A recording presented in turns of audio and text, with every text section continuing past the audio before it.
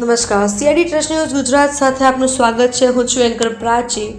ભરૂચ જિલ્લાના અંકલેશ્વરમાં શિયાળાની ગુલાબી ઠંડી વચ્ચે અંકલેશ્વર ઇન્ટરનેશનલ મેરેથોન સિઝન 4નું ભવ્ય આયોજન કરવામાં આવ્યું હતું. આ મેરેથોનમાં 4000થી વધુ દોડવીરોએ ઉત્સાહભેર ભાગ લીધો હતો. ભરૂચ જિલ્લામાં અંકલેશ્વરમાં શિયાળાની ગુલાબી ઠંડી વચ્ચે અંકલેશ્વર ઇન્ટરનેશનલ મેરેથોન સિઝન 4નું ભવ્ય આયોજન કરવામાં આવ્યું હતું. આ મેરેથોનમાં 4000થી વધુ દોડવીરોએ ઉત્સાહભેર ભાગ લીધો હતો. મેરેથોન દરમિયાન 21 કિલોમીટર, 10 કિલોમીટર અને 3 કિલોમીટરની દોડ યોજાઈ હતી, જેમાં અલગ અલગ વય જૂથના દોડવીરોએ ભાગ લઈને પોતાની દોડ ક્ષમતાનો પરિચય આપ્યો હતો. વહેલી સવારથી જ દોડવીરોમાં ભારે ઉત્સાહ જોવા મળ્યો હતો અને સમગ્ર અંકલેશ્વર શહેરમાં રમતોત્સવનો માહોલ સર્જાયો હતો. મેરેથોનને વધુ આકર્ષક બનાવવા માટે ઝુંબા ડાન્સ સહિતની વિવિધ એક્ટિવિટીઓનું પણ આયોજન કરવામાં આવ્યું હતું, જેમાં ભાગ લેનારોએ ઉત્સાહપૂર્વક ભાગ લીધો હતો. કાર્યક્રમનો મુખ્ય હેતુ લોકોમાં આરોગ્યની પ્રત્યે જાગૃતિ લાવવાનો અને ફિટનેસનો પ્રોત્સાહન આપવાનો રહ્યો હતો. આ આયોજનને શહેરના નાગરિકો, રમત પ્રેમીઓ તેમજ સ્વયંસેવકો તરફથી પણ ઉત્તમ પ્રતિસાદ મળ્યો હતો. અંકલેશ્વર ઇન્ટરનેશનલ મેરેથોન હવે શહેરની ઓળખ બની રહી છે અને દર વર્ષે વધુને વધુ લોકો આ દોડોત્સવમાં જોડાઈ રહ્યા છે. સૌને નમસ્કાર. આજરોજ અંકલેશ્વર ઇન્ડસ્ટ્રી દ્વારા આયોજિત અંકલેશ્વર ઇન્ટરનેશનલ મેરેથોનનું આયોજન સ્પોર્ટ કોમ્પ્લેક્સ ખાતે રાખવામાં આવ્યું હતું. આ સ્પોર્ટ કોમ્પ્લેક્સમાં 3 કિલોમીટર, 5 કિલોમીટર, 10 કિલોમીટર અને 21 કિલોમીટરની દોડ રાખવામાં આવી હતી.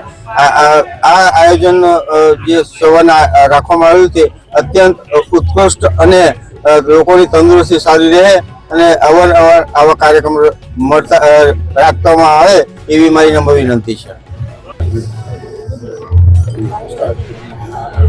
ये आनंदपुरा स्पोर्ट्स कॉम्प्लेक्स में हम लोग 4th इंटरनेशनल अंकलेश्वर मैराथन कर रहे हैं, जिसके मेन स्पॉन्सर्स यूपी यूनिवर्सिटी है. उसके साथ में प्रैक्टिकली सब कंपनीज ने हमको सपोर्ट किया है. स्पोर्ट्स ग्राउंड जो आप देख रहे हैं, लास्ट 2 साल में हमने यहाँ ग्राउंड बहुत अच्छा बना दिया है. लाइटिंग के अरेंजमेंट कर दी है, टेनिस कोर्ट बना दी है और पिकल बॉल कोर्ट आ रही है. इसके सिवा हमारे स्टेडियम और काफ़ी प्लानिंग है. तो पर्पज़ ऑफ मैराथन यही है कि इसमें से जो पैसा जनरेट होता है वो हम यही ग्राउंड के लिए, स्पोर्ट्स के लिए यूज़ करते हैं. तो हम लोग थैंकफुल है कि जो भी पार्टिसिपेंट्स आए, डोनर्स आए, और मैं उम्मीद करता हूँ कि फ्यूचर में भी मीडिया का और आप सबका सपोर्ट रहेगा. Thank you very much. નમસ્કાર. આજે 18 જાન્યુઆરી 2026 અને શિયાળાની હુંફાળી સવારમાં આપણે થતું હશે કે આ સવારના 5 વાગ્યાથી અહીંયા ચહલ પહલ કેમ છે, પણ આજે અહીંયા જે અંકલેશ્વરમાં છેલ્લા 3 વર્ષથી યોજાય છે એ ડીએન આનંદપુરા સરની યાદમાં સ્પોર્ટ્સ ઓથોરિટી ઓફ અંકલેશ્વર દ્વારા જે મેરેથોન દોડનું આયોજન કરવામાં આવેલું છે, એમાં આપ જોઈ શકો છો કે લગભગ 4000થી પણ વધારે અંકલેશ્વર વાસીઓએ આ મેરેથોનમાં ભાગ લેવા માટે સવારથી દોડાદોડી કરી રહ્યા છે. અને જ્યારે ગ્રાઉન્ડ પર આવ્યા ત્યારે ગ્રાઉન્ડ પર તો લોકોનો ઉત્સાહ અનેરો હતો અને એમાં મેં જોયું કે 10 વર્ષથી લઈ અને 70 વર્ષ સુધીના લોકોએ એમાં ભાગ લીધો છે.